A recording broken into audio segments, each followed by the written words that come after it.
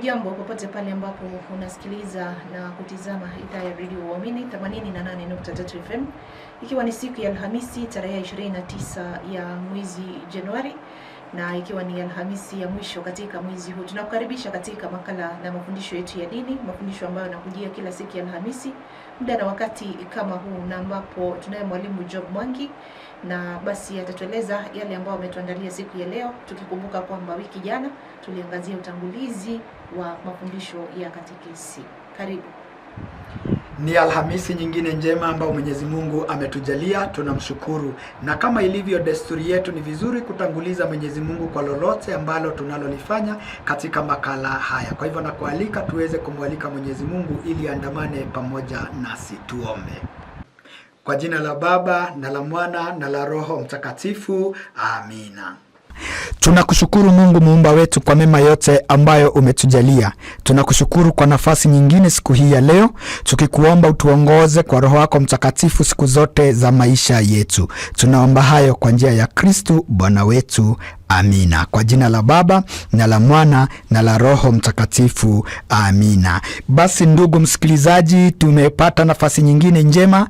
Hapo wiki iliyopita, wiki jana, tuliweza kuzungumzia na tukafanya utangulizi, na tungali bado katika utangulizi wa kuiangazia sasa kwa kina na kwa undani katekisimu kanisa Katoliki. Na hapo basi wiki iliyopita tuliweza kuwa na utangulizi hasa wa kujifunza mambo kadhaa ambayo ningewakumbusha tu tunapopiga hatua mbele. Jambo la kwanza, wiki iliyopita tuliweza kuona umuhimu wa maneno tunayoyatumia wakati ambapo tunajifunza mafundisho ya imani. Jambo la kwanza tukasema ya kwamba mafunzo ambayo tunayopata katika kukuza imani yetu yanaitwa catechesis. Katekesi ama catechesis kwa lugha nyingine. Catechesis ni kumaanisha ya kwamba ni yale mafundisho tunayoyapata. Na hayo mafundisho ambayo unafundishwa na mama kanisa yamewekwa kwenye muongozo wa kitabu ambacho twakiita catechism. Ndio utasikia they have a catechism book, na kwa lugha ya Kimombo tunaita Catechism of the Catholic Church, kwamba hichi ndicho kitabu duniani nzima kinatoa muongozo wa mafundisho ya imani na ya Kikristo. Hapa katika hayo mafundisho basi tunakuzwa imani moja kwa moja.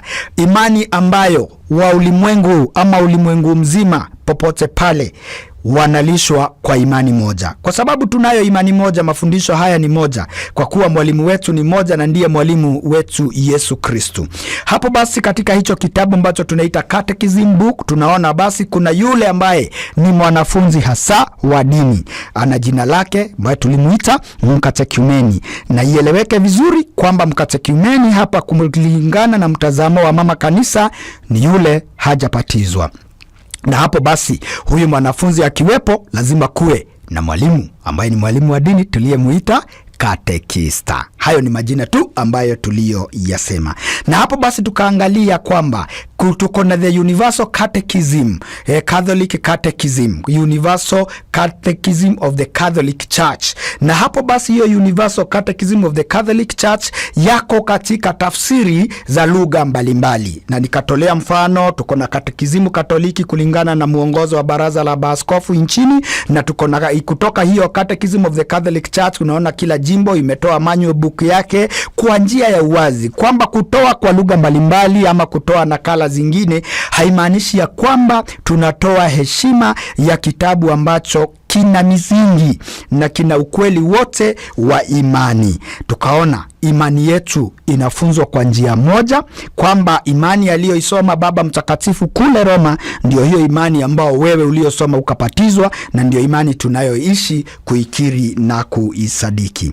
Katika utangulizi wetu tukasema ya kwamba Mungu kwa upendo wake aliona ni vyema mwanadamu aweze kumjua, na mwanadamu aweze kumsadiki, na mwanadamu aweze kujua ukweli wote. Kwenye utangulizi huo tulisema Mungu amemuita mwanadamu kusudi yeye mwanadamu aweze kumjua, na kusudi yeye mwanadamu aweze kumpenda. Tutamjuaje Mwenyezi Mungu? Tutamjua Mwenyezi Mungu kwa sababu ya imani yetu, na hii imani tunaipata kama zawadi ya bure kabisa, zawadi ambayo tunaipata kupitia kwa mama wetu, mama kanisa. Hivi basi siku hii ya leo tunapiga bado hatua mbele kwa utangulizi wa katekizimu ya kanisa Katoliki, kipao mbele ikiwa uzima wa mwanadamu, kumjua na kumpenda Mungu. Na hapo basi tunayo mengi ya kuangazia, tunayo mengi ya kujiuliza, tunayo mengi tunaweza tukasema ya kwamba Mungu ametuandalia, tunayo mengi ambayo tunaweza tukayaona katika maisha yetu,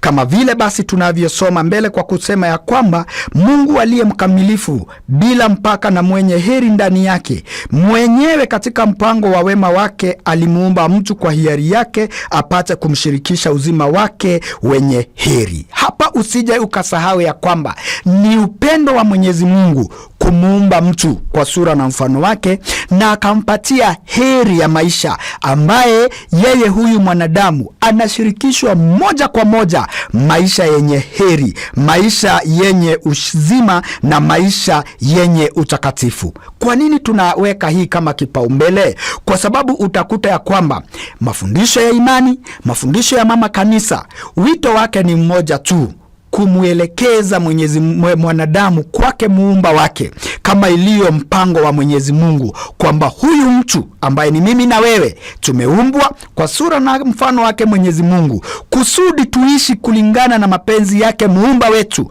na huyo muumba wetu hakosi kamwe kutukaribisha katika uzima wake na kuonesha ukarimu alio nao kwetu. Ametukirimia zawadi yenye heri, na zawadi hii ni gani? Maisha yetu, nafsi yetu, pumzi yetu, ya kwamba tumeumbwa tushiriki maisha ya moja kwa moja na Mungu muumba wetu. Jambo la kupendeza sana, jambo la kupendeza. Katika vyote Mwenyezi Mungu alivyoviumba, ni mwanadamu tu ameshiriki maisha moja kwa moja naye muumba wake. Kwa njia gani? Kwamba umeumbwa kwa sura na mfano wake Mwenyezi Mungu. Umeumbwa ili uweze kumjua huyo Mwenyezi Mungu moja kwa moja. Umeumbwa uweze kumpenda huyo Mungu aliyekuumba wewe moja kwa moja. Umepewa maisha yenye heri.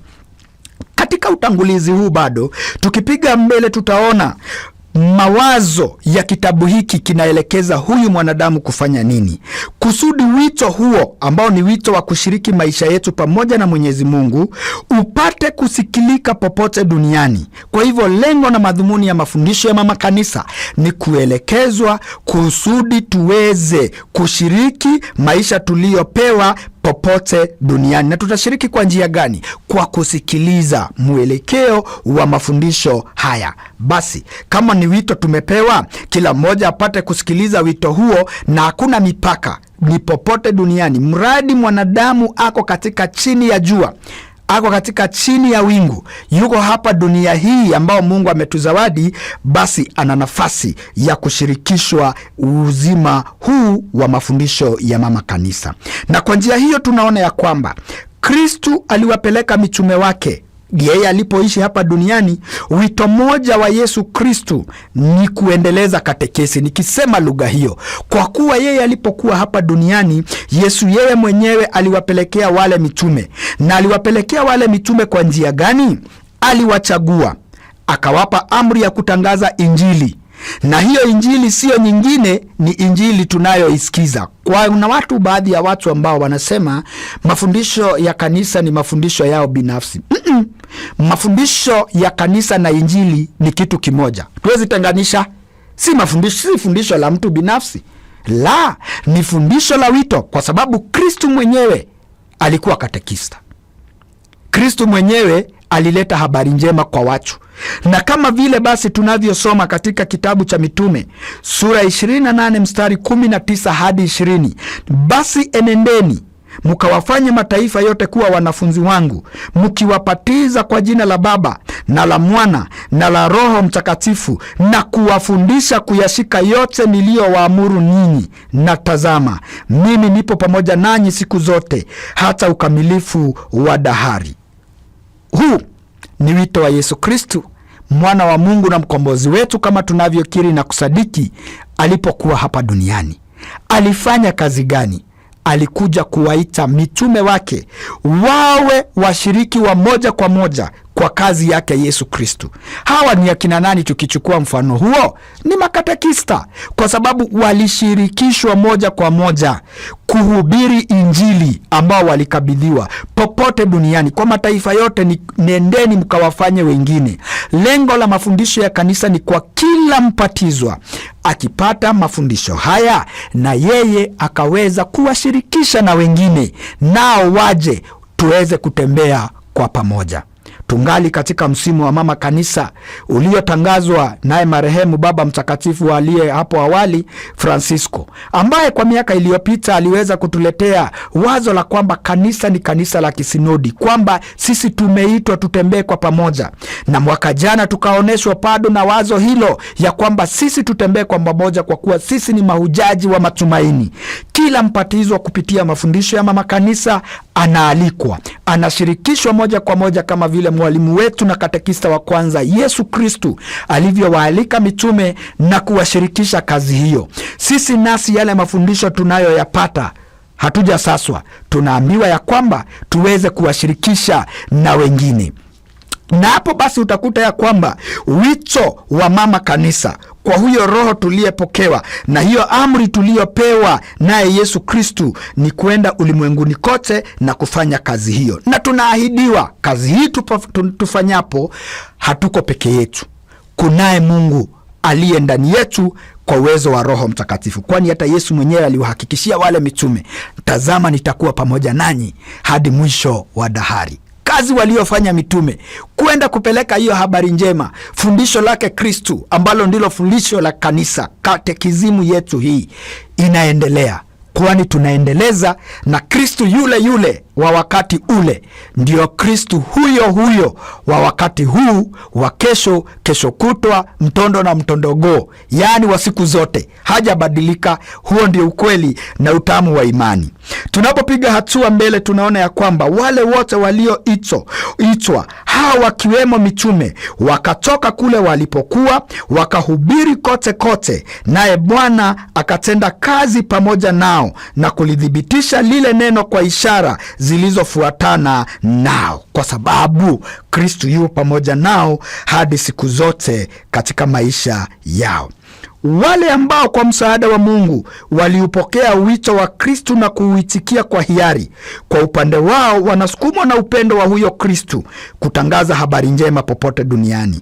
Hazina hii walioipokea kutoka kwa mitume, wale ambao ni mababu zetu wa kiimani, bado imelindwa kwa uaminifu. Waandamizi wao wakiwemo maaskofu, mapadri, watawa wa kiume na wa kike, na waamini wote wa Kristu wanaoitwa kuendeleza habari njema kizazi kwa kizazi, kwa kuitangaza imani, kuishi katika umoja wa kindugu na kuidumisha katika liturujia na sala. Hebu tuelewe ya kwamba mafundisho ya kanisa tangu jadi, Kristo alipowaambia wale mitume, njooni niwapatie kazi nyingine ya kwenda ulimwengu huo, wao mitume walifanya kazi yao, wakawapokeza waliowafuata, nao wakafanya kazi yao, wakaondoka. Na hapo basi wakapokeza kizazi kilichofuata na kizazi kingine. Ndiyo tunasema habari njema hii ya mafundisho ya mama kanisa inapelekwa kizazi kwa kizazi kwa kutangaza imani hiyo, ili sisi wote wanadamu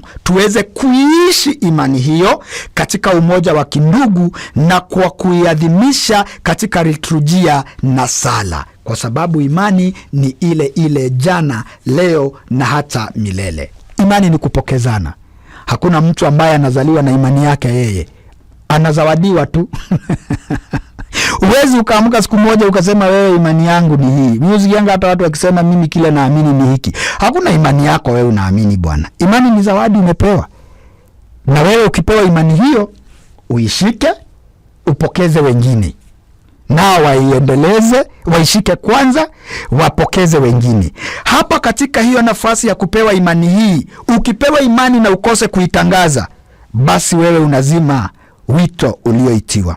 Imani ni kupokezana, na kwa kupewa hiyo imani unaipokea, kisha unaiishi. Itakuwa tofauti sana kusema ya kwamba una imani na ilhali hauishi imani hiyo. Na kwa njia gani tunayoishi imani hiyo? Katika umoja wa kidugu, umoja wetu waonekanaje? Fundisho letu la imani ni moja duniani kote. Kama ni zile sakramenti 7 za funzwa na mama kanisa, ziko duniani kote, twazisoma.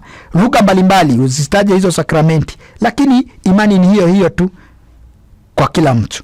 Sakramenti ni zile zile 7, zitabaki hivyo bila kuongezeka na bila kupungua.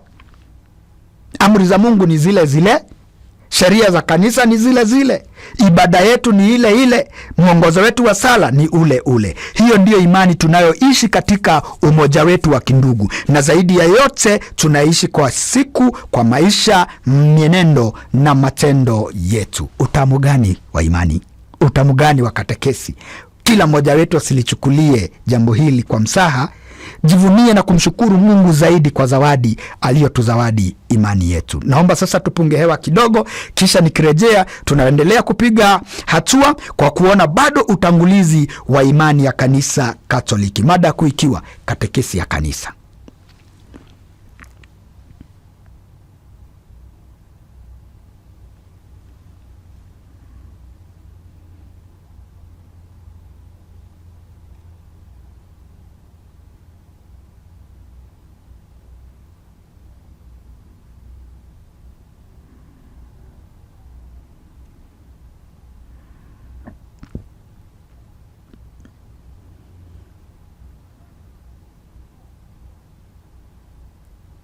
Basi karibu sana katika awamu yetu ya pili, mada yetu kuu ikiwa ni katekesi ya mama kanisa, ambao tuko katika utangulizi wa imani yetu. Na hapo basi tukiangalia vizuri tunaona ya kwamba tunaalikwa kila mmoja, na tumeona uzuri na utamu na mapenzi yake Mwenyezi Mungu ni kwamba uzima huu wa mwanadamu aweze kumjua Mungu, kumpenda, na tunamjua Mungu kwa kuwa tumepokezwa imani hii. Tunapopiga hatua mbele katika mada yetu ya leo, tuone kuendeleza imani katika katekesi. Na hadi hapo sasa ukisikia katekesi wewe unaelewa mafundisho ya mama kanisa.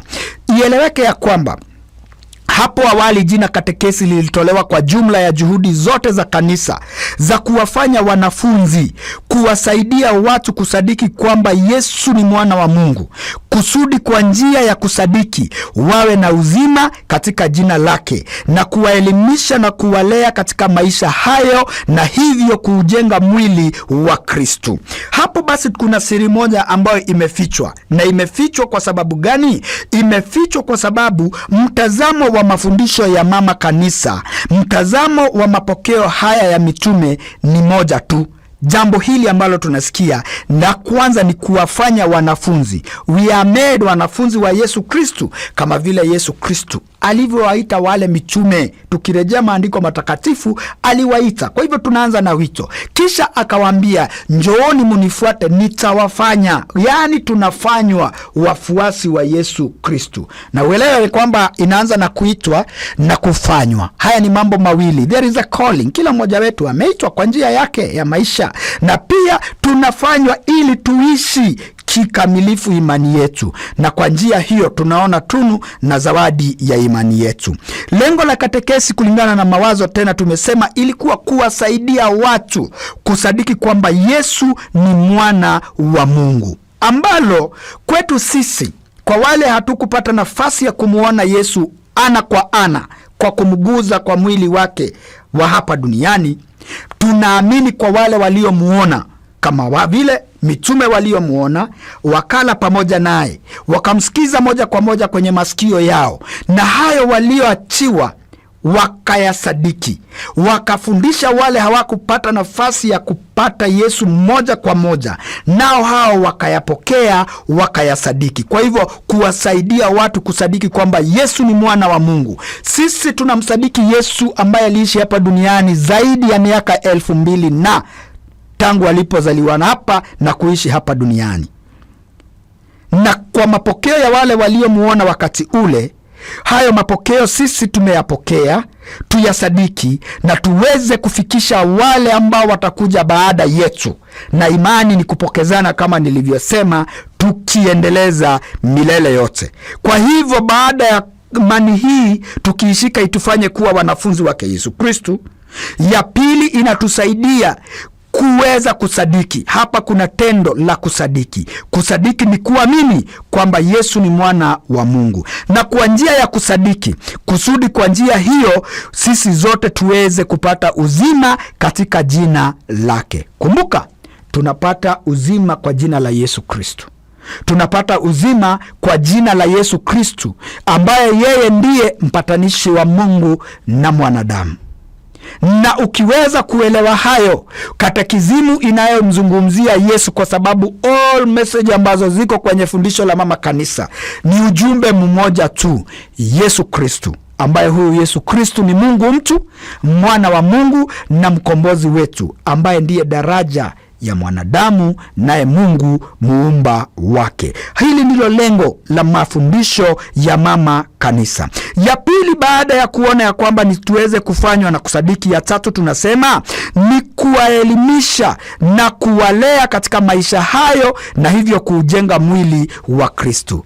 Tukisha sadiki, tukishafanywa, tunafanya nini? Tunaelimishwa. Na wacha niwaambie, wewe Mkristo Mkatoliki popote unaponipata, kama kuna fundisho ambalo ni wazi na uhuru na linalomfanya mwanadamu aone ukweli halisia wa maisha, ni mafundisho ya mama kanisa. Wewe ukitaka kuishi a happy life, shika mafundisho ya mama kanisa, shika katekesi, kwa sababu ni katekesi inakufumpatia elimu ya kujielewa wewe ni nani. Kumbukeni tu wale ambao mlisoma katekizimu ya hapo awali, hata wewe dadangu Monica, nikapewa nafasi ya kukuuliza maswali, ingawa sijakuja kukuuliza maswali, naona una smile. Wewe ulisoma katekizimu ile ya nyumbani ya hapo awali ya kuulizwa question and answer.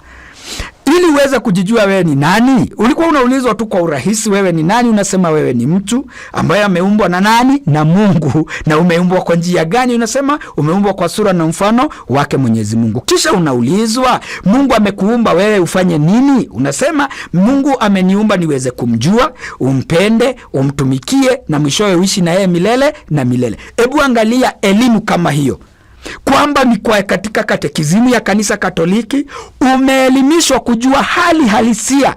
Lengo la mafundisho ya kanisa ni ujue hali halisia. Kwa nini watu wanaenda shuleni? Wanaenda shuleni kusudi waweze kuelewa kusoma, kuandika, na wajue jinsi ya maisha vile yalivyo, na waweze kujiendeleza na kuishi katika maisha yenye furaha. Kwa sababu elimu tunasema inatoa sitaki kuitaja sana ati elimu dae moja kwa moja inafukuza ujinga, lakini elimu inafukuza ujinga, niseme tu. Kwa sababu mtu ambaye ameelimika anauelewa wa kujielewa, anajua ya kwamba angalau mtu akiwa amesoma anastahili kubehave hivi, anastahili kuvalia hivi, anastahili unaelimishwa. Unaelimishwa, unaelewa mazingira ulimo, unaelewa jinsi ya kuzungumza na wengine, unaelewa jinsi ya kukaa na watu. Hiyo ndio maana watu wanaenda shuleni kuelimika. Sasa kiimani nayo unaelimika kusudi ujielewe wewe kwanza ni nani, ujue ulikotoka, ujue lengo lako la maisha, na ujue unapaswa kufanya nini. Imani inaelimisha, ndio lengo la imani. Na miwaambia watu, na hii katekesi si kwa wale ambao hawajapatizwa, sio kwa wale tu ambao wanakuja katekizimu wapokee sakramenti mbalimbali, mbali imani yetu twaishi siku kwa siku, kwa sababu hatukosi kamwe kuelimika. Lengo lingine la hii ni kuwalea watu katika maisha hayo.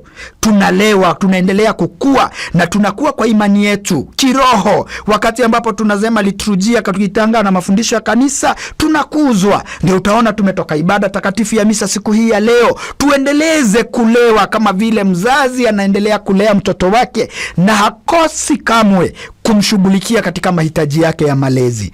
Bado atahakikisha kwamba amelishwa chakula iliyo bora, amevalishwa vazi lililo safi, mazingira anayoishi ni mazingira yenye amani na yenye utulivu na usalama. Atahakikisha kwamba kila hatua yake maishani anahakikisha amepata ipasavyo. Lengo la mafundisho hii ya katekesi ni kutulea katika ngazi zote. Kwa wale ambao walizaliwa watoto wachanga, imani iko pale iwalee katika hali yao. Wale ambao ni vijana, kanisa kanisa liko pale kwa mafundisho kuwalea katika hali hiyo. Wale ambao ni wakongwe hawajasaswa ati kusema ya kwamba nimesoma imani ya kanisa nimeimaliza kwa miaka 70. La hasha, imani inaendelea kutulea siku kwa siku, na kwa kufanya hivyo ukamilifu huu wote wa mafundisho ya mama kanisa ni kujenga mwili wa Kristo. Kwa maanishaje kujenga mwili wa Kristo? Tunaunganishwa sisi zote kuwa mwili mmoja, na ni mwili mmoja kwa sababu haijalishi umesoma katekisimu kwa lugha ya mama kule, haijalishi umesoma katika bonde la Ufa, haijalishi umesoma bara Asia, haijalishi umesoma kule Europa na kwingineko, mbali imani hiyo kwa sababu ni moja inatuunganisha kuwa kitu kimoja, na hapo kwa imani moja tunaunda mwili wa Kristo. Na ndio Mkatoliki halisia anajivunia kujiita yeye ni Mkristo Mkatoliki. Hiyo ndiyo lengo la imani ya katekesi yetu tunapopiga hatua mbele. Wakati ambapo tumesema katekesi ni kuelimisha katika imani ya watoto, vijana na watu wazima na wakongwe, ni kwa njia hiyo tunapata mafundisho ya Kikristo ambayo kwa kawaida hutolewa kwa mtiririko wa mpangilio unaoguza maisha kwa lengo la kuwaingiza katika maisha yote ya Kikristo. Ili mtu ndiye apatizwe, enenda ukafundishwe kwa nini unapatizwa, ili ujue tofauti ya maji ya upatizo na maji ya kunywa.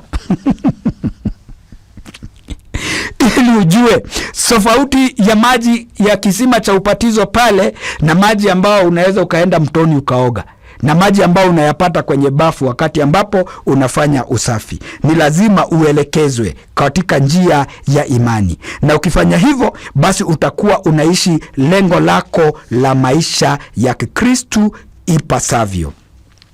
Bila kuwa sawasawa na hayo, muundo wa katekesi umejengwa juu ya idadi fulani ya mambo fulani, ambao katika mambo haya yote tumeyapata kutoka kwa mitume na pia kwa wachungaji wetu wa kanisa, na hawa wote wametuelekeza kwa nyakati zote kwamba tuweze kudumu imani yetu kikamilifu. Hapo basi tukiona muundo wa kanisa, muundo wa mafundisho haya, tutaona yanatusaidia sana, yanatuelekeza, yanatukuza, yanatupatia mlengo fulani, yanatupatia muundo wa kukaa katika hali fulani. Na zaidi ya yote, katekezi sio mafundisho ya utumwa kamwe. Ni mafundisho ambayo yanakupatia ukweli, na ukishajua ukweli unaishi mtu huru, kwa kuwa hata Kristo mwenyewe hajatufanya watumwa, mbali ametufanya watu huru, na zitu watu huru mbali marafiki wake. Ndio hata katika wito wa wale mitume wa kwanza Biblia husema alipowaita na kuambia atawafanya wavuvi wa watu na akawatuma waende kote, hawaachi mbali anaandamana nao. Sisi nasi ambao tumealikwa, tumepewa nafasi nyingine kwa neema ya Roho Mtakatifu na msaada wake, tumeitwa Ukristo wetu kuishi siku kwa siku. Kristo ameandamana pamoja nasi, na hapo basi wakati ambapo anaandamana pamoja nasi anatupatia nguvu siku kwa siku. Ukishajua hali ya maisha yako utayaishi kwa furaha, utamshukuru Mwenyezi Mungu, utaona faida ya kila kitu ambacho Mungu amekupatia, na utaona wema wa wengine ambao na wao wameitwa, na utachukua jukumu la kuwafikishia wengine nao waje wapate nafasi njema ya kushiriki pamoja nasi. Kwa sababu mimi husema mara kwa mara, katekesi si kwa Wakatoliki tu, mbali ni kwa kila kiumbe. Ni mapenzi ya Mungu kila mwanadamu akaweza kuokoka, na hayo basi akiwa ndiyo mapenzi ya Mwenyezi Mungu, hatuwezi tukaenda kinyume na mapenzi hayo. Naomba basi tuweze kutulia kidogo kwa dakika chache tukipata wimbo, kisha tutarejea na awamu yetu ya mwisho nikifanya conclusion ya siku hii ya leo, na tuweze kupata sala. Usiende mbali.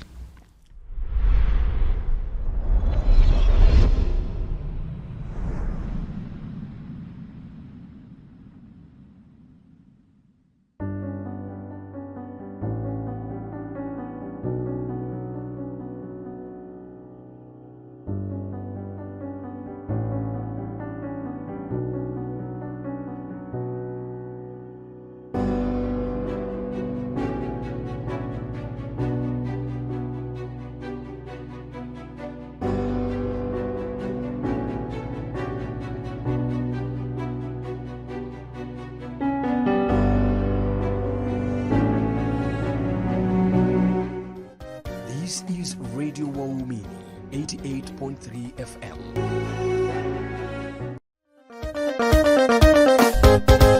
This is Radio Waumini 88.3 FM.